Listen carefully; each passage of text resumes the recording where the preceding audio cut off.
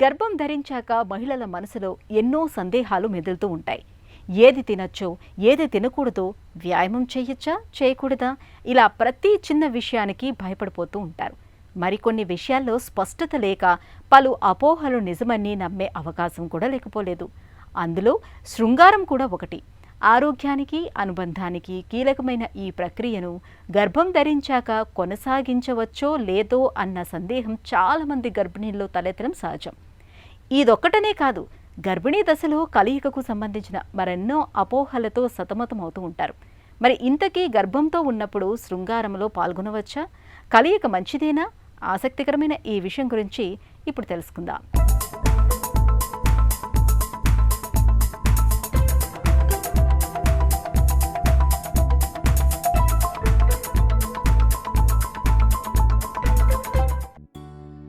గర్భం ధరించాక కొంతమంది అతి సుకుమారంగా వ్యవహరిస్తుంటారు.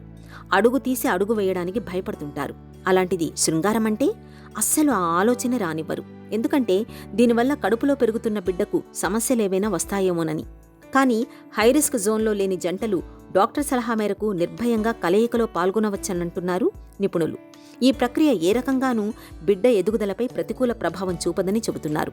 అయితే ఇక్కడ గర్భిణీ సౌకర్యాన్ని దృష్టిలో ఉంచుకుని ముందుకెళ్లడం మాత్రం తప్పనిసరి.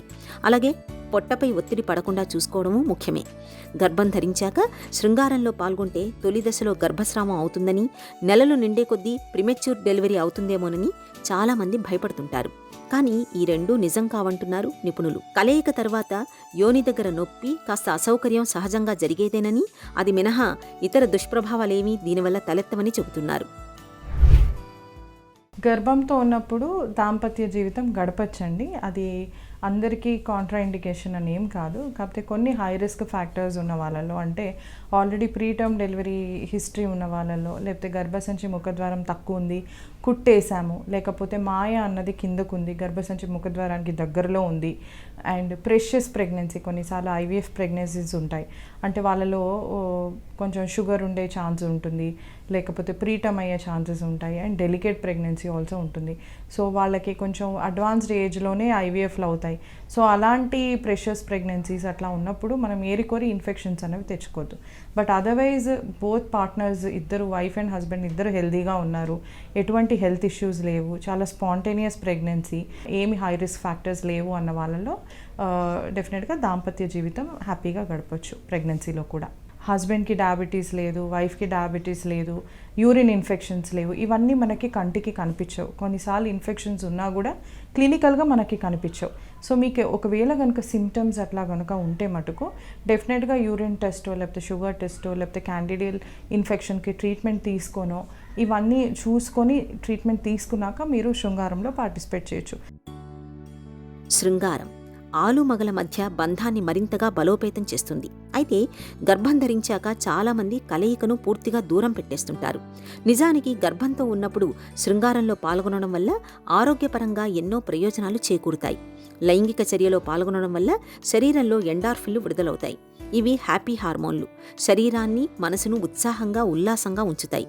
శృంగారం వల్ల జననేంద్రియాలకు రక్త ప్రసరణ మెరుగుపడుతుంది. తద్వారా అక్కడి కండరాలు దృఢమవుతాయి.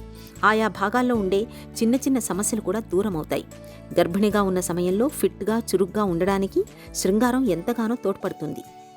శృంగార ప్రక్రియ వల్ల శరీరంలో రోగనిరోధక శక్తి పెరుగుతుందని ఓ అధ్యయనంలో తేలింది. అయితే నెలలు నిండుతున్న కొద్దీ కలయికలో పాల్గొనవచ్చా లేదా అనే సందేహం చాలామందిలో ఉంటుంది. గర్భిణీగా ఉన్న సమయంలో అందరి ఆరోగ్య పరిస్థితి ఒకేలా ఉండదు. కాబట్టి డాక్టర్ వద్ద చెకప్ చేయించుకొని ఈ విషయంలో స్పష్టత తెచ్చుకోవడం మంచిది. ఇంటర్ కోర్స్ వల్ల, శృంగారం వల్ల అబార్షన్స్ అవుతాయి అంటే ఫస్ట్ 3 monthsలో కొందరికి బ్లీడింగ్ ప్రాబ్లమ్స్ ఉంటాయి, ఆల్రెడీ కొన్ని బ్లడ్ క్లాట్స్ ఉంటాయి. అట్లాంటప్పుడు ఇంటర్ కోర్స్ వల్ల, శృంగారం వల్ల ఒక మెకానికల్ ఎనర్జీ అన్నది గర్భసంచి మీద పడుతుంది, ఎంతో కొంత ప్రెషర్ అన్నది పడుతుంది. అట్లాంటప్పుడు ఈ క్లాట్స్ డిస్టర్బ్ అయ్యే అవకాశాలు కొన్ని ఉంటాయి డెఫినెట్గా. అలాంటివి మనకి అబార్షన్ని అగ్రవేట్ చేస్తాయి అన్నమాట. సో ఇండైరెక్ట్గా శృంగారం వల్ల ఇలాంటి కండిషన్స్లో ఎస్ అబార్షన్స్ అన్నవి జరగవచ్చు.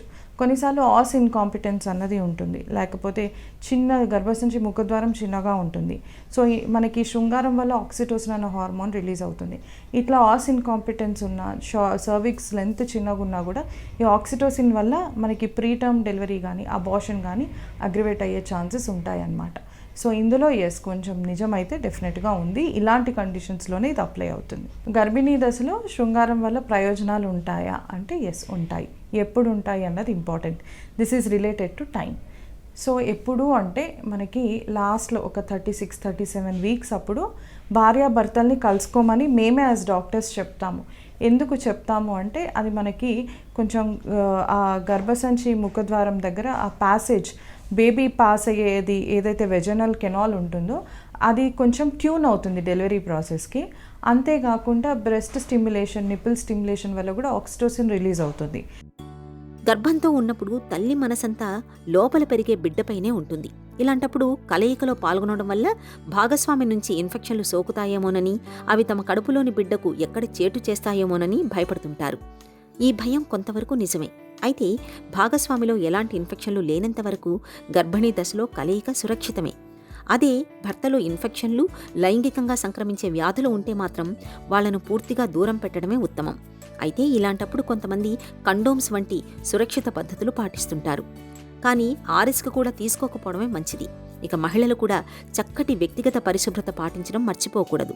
అయితే హై రిస్క్ ప్రెగ్నెన్సీ ఉన్నప్పుడు, గర్భంలో కవలలు పెరుగుతున్నప్పుడు, గర్భసంచి వదులుగా ఉండి కుట్లు వేయించుకున్నప్పుడు, యోని నుంచి రక్తస్రావం, ఉమ్మనీరు, తెలుపు అవుతున్నప్పుడు, గతంలో నెలలు నిండకుండానే కాన్పోయిన వాళ్లు గర్భిణీ దశలో శృంగారానికి దూరంగా ఉండడమే మేలని చెబుతారు నిపుణులు. శృంగారం విషయంలో ఎటువంటి జాగ్రత్తలు తీసుకోవాలి అంటే, ఒకటి ఇన్ఫెక్షన్స్ ఉన్నప్పుడు పాల్గొనొద్దండి. వెజనల్ ఇన్ఫెక్షన్ కానీ, మీ హస్బెండ్కి పెనైల్ ఇన్ఫెక్షన్ కానీ, లేకపోతే యూరిన్ ఇన్ఫెక్షన్ కానీ ఉన్నప్పుడు పార్టిసిపేట్ చేయొద్దు.